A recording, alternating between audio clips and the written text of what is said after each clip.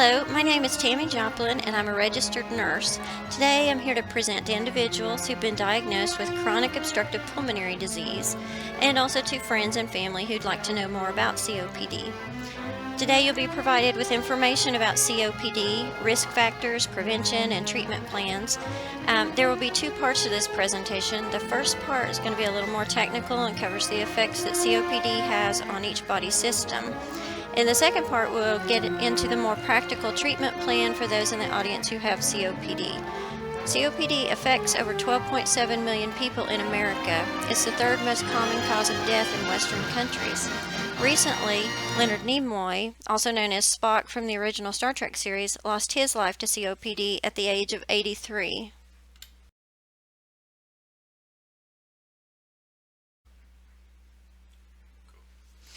COPD has an insidious onset and doesn't usually significantly impact people's lives until they're in their fifth or sixth decade of life. COPD is characterized by irreversible, progressive tissue degeneration and chronic and recurrent obstruction of airflow. The diagnosis of COPD encompasses both emphysema and chronic bronchitis.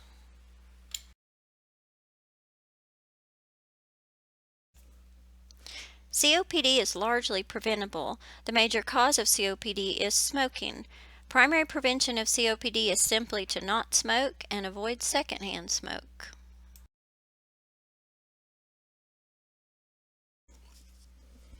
COPD affects many body systems but has grave impact on the respiratory system. Over time, COPD leads to a decline in lung function and impaired gas exchange.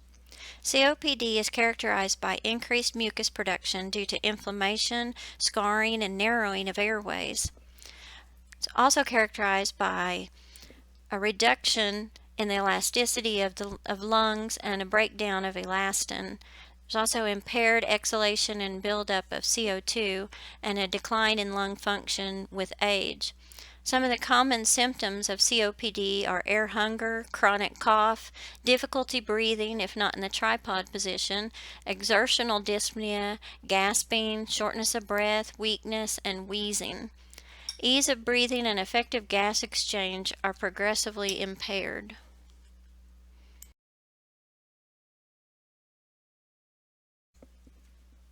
COPD has significant impact on the cardiovascular system. COPD leads to an increased risk of cardiovascular disease. In fact, cardiac disease is among the leading causes of death in patients with COPD. Airflow obstruction profoundly affects cardiac function and gas exchange, leading to systemic consequences, according to a study by Sinarca et al. Also, patients with COPD have hypoxia and a higher pulse wave velocity, which suggests increased arterial stiffness.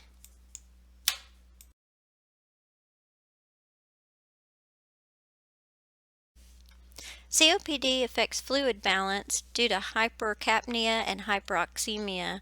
Edema is a common side effect. Urinary retention can also be an issue and is often caused by the inhaled anticholinergics used to make breathing easier. Stress incontinence is also a troubling side effect that patients with COPD must contend with. Frequent coughing can lead to light bladder leakage. Studies have shown that patients with COPD who have issues with stress incontinence are more depressed and have poorer outcomes overall. They may become more withdrawn due to their fear of incontinence when they cough. The systemic manifestations of COPD include a number of endocrine disorders too. The mechanisms by which COPD alters endocrine function are not completely understood, but likely involved hypoxemia, hypercapnia, systemic inflammation, and glucocorticoid administration. Altered endocrine function can worsen the clinical manifestations of COPD. Systemic effects of endocrine disorders include abnormalities in control of breathing, decreases in respiratory and limb muscle mass and function, worsening of respiratory mechanics, impairment of cardiac function, and disorders of fluid balance. Fortunately, COPD does not usually affect the reproductive system, primarily because by the time COPD is a significant issue, most adults are beyond childbearing years.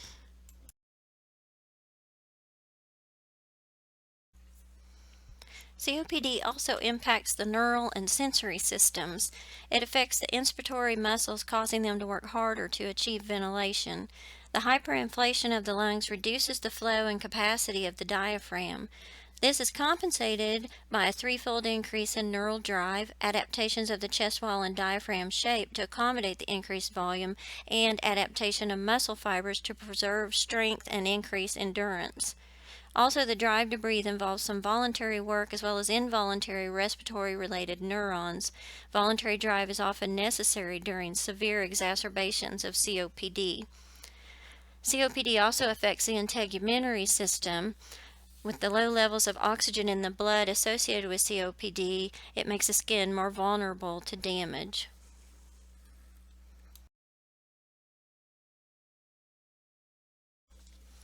As you can see, COPD is a multi-system disease.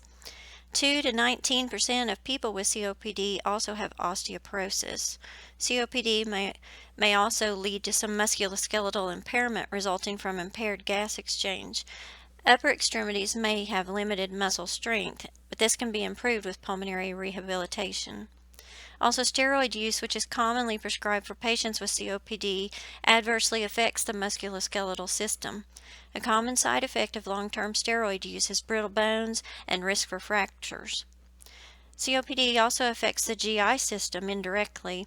It can be difficult to maintain good nutrition and a healthy weight when so much energy is needed just to breathe. Also, smoking can contribute to gastritis and susceptibility to H. pylori.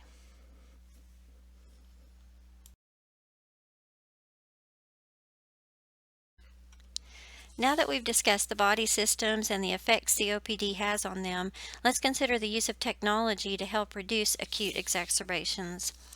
Currently, in Denmark and some other European countries, tablet computers are being used to monitor patients at home with COPD. These patients can log how they're feeling and any symptoms they're experiencing. Healthcare practitioners are notified and can respond and can provide information, education, and potentially reduce acute exacerbations and subsequent hospitalizations. This project is not used in the United States right now. The project is still being evaluated for effectiveness and practicality. More information can be found at www.telecat.eu.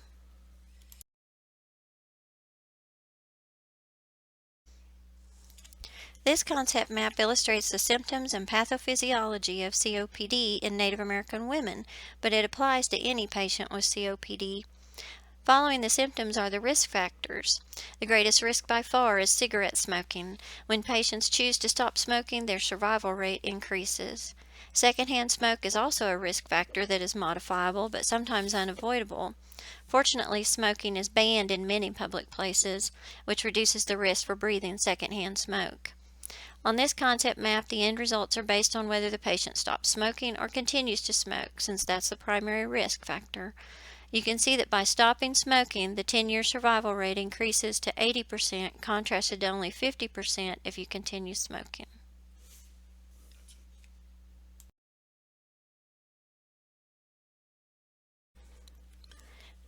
In order to effectively manage COPD, it's important to know the early warning signs of acute exacerbations or flare-ups.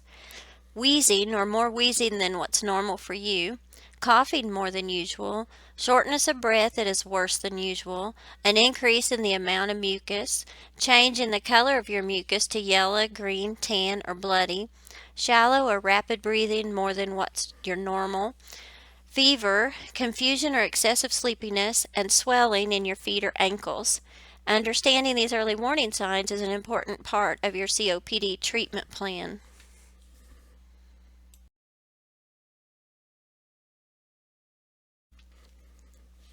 If you've been diagnosed with COPD, it's important to not lose hope, but to take steps to live a full life and enjoy the best health possible. Your treatment plan should include the following: stop smoking, avoid secondhand smoke, take medications and oxygen as prescribed, wear oxygen by nasal cannula when you're eating to avoid becoming short of breath, stay current with flu, pneumonia, and pertussis immunizations, drink plenty of water, use good hand hygiene, know your treatment options, eat a healthy diet, Discuss exercise options and be consistent with an exercise regimen. Use pursed-lip breathing several times during the day and work with your healthcare team and get the support you need. It's possible to live long and prosper with COPD if you follow this treatment plan for secondary care.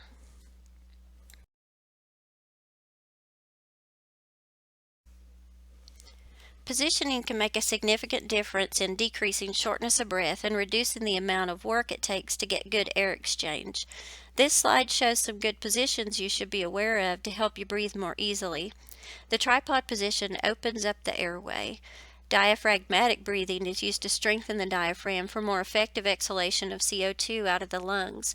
If your COPD is severe and becoming more debilitating, these same secondary care measures should be taken and pulmonary rehab should be considered as a tertiary measure.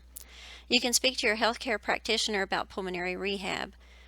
Pulmonary rehab is a program that includes exercise, education, and support to help you learn to breathe and function at the highest level possible.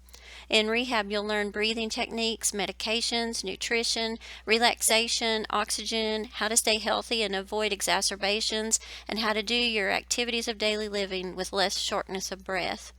You'll also learn how to handle changes that often come with COPD, including panic, anxiety, and depression.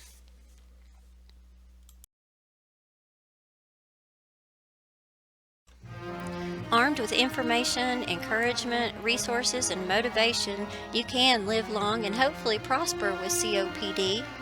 Thank you for listening.